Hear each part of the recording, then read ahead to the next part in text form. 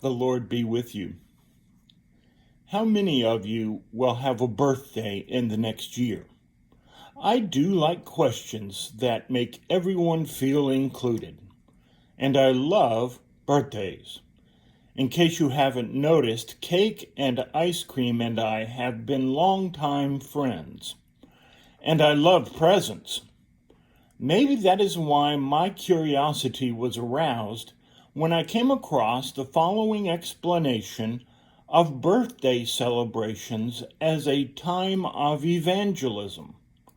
I admit I had never heard this before, but I found it on the internet, so, as we have all agreed many times, it must be true.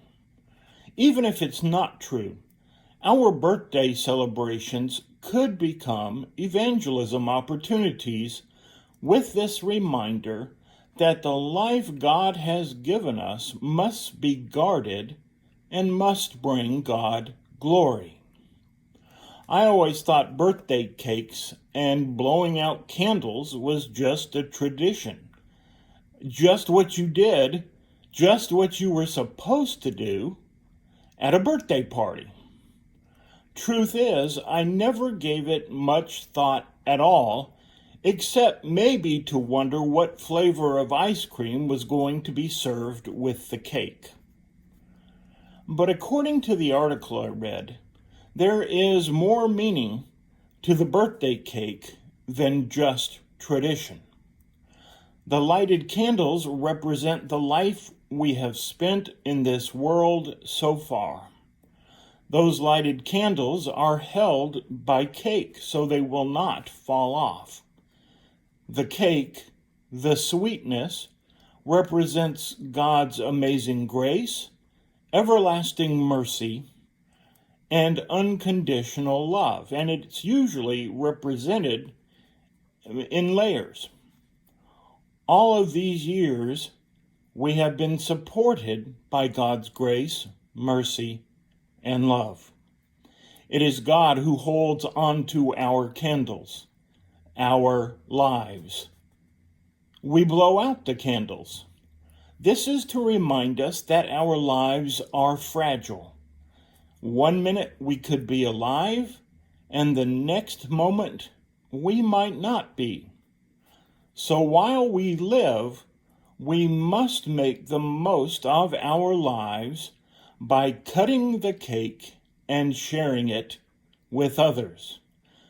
We are all of us given the opportunity to eat the cake, to share and participate and partake together of the grace, mercy, and love of God. When we eat the cake and share it with others, that is what we are sharing, God's grace, mercy, and love. And all of this is done to glorify God by celebrating a life God has given and has given to us. I love the message in this story, even though I can't really see myself interrupting someone's birthday party to share it with the other guests. I will now leave that up to all of you who are having birthdays in the next year. We are about to enter the Advent and Christmas seasons.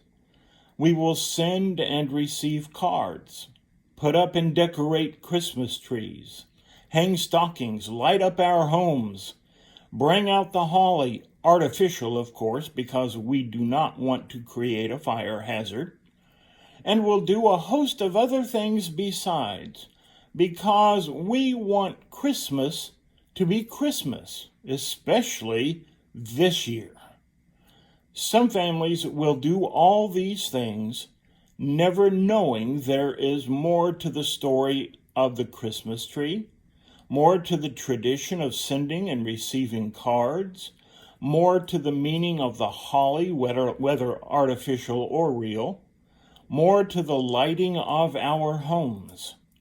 Some families will do all these things, never knowing that there is more, oh, so much more, to this special day that we call Christmas.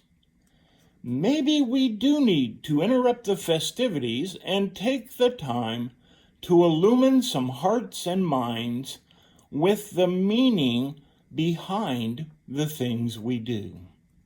We might just get some wonderful surprises. Well-loved evangelist Billy Graham once sent his New Testament to a bookbinder and instructed him to write on the edge of the book, the New Testament. Seems like a good thing to put on the binder of the New Testament. The bookbinder, after putting on a new binder on the New Testament, felt that the edge was too small to contain the full words.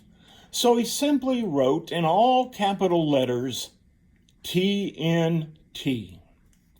When Billy Graham came to pick up the book, he admits that he first felt offended that the bookbinder had not followed his instructions. But on second thought, he said, "Indeed, this is God's TNT." It was not what he wanted, but to my way of thinking, even better. Anyone can carry a New Testament, but do we realize that there is more? That we are actually carrying God's TNT. It is important that we share our traditions. It's even more important that we share the stories behind our traditions, where they come from, why we do them. I dare say if we do that, the results could be explosive. Amen.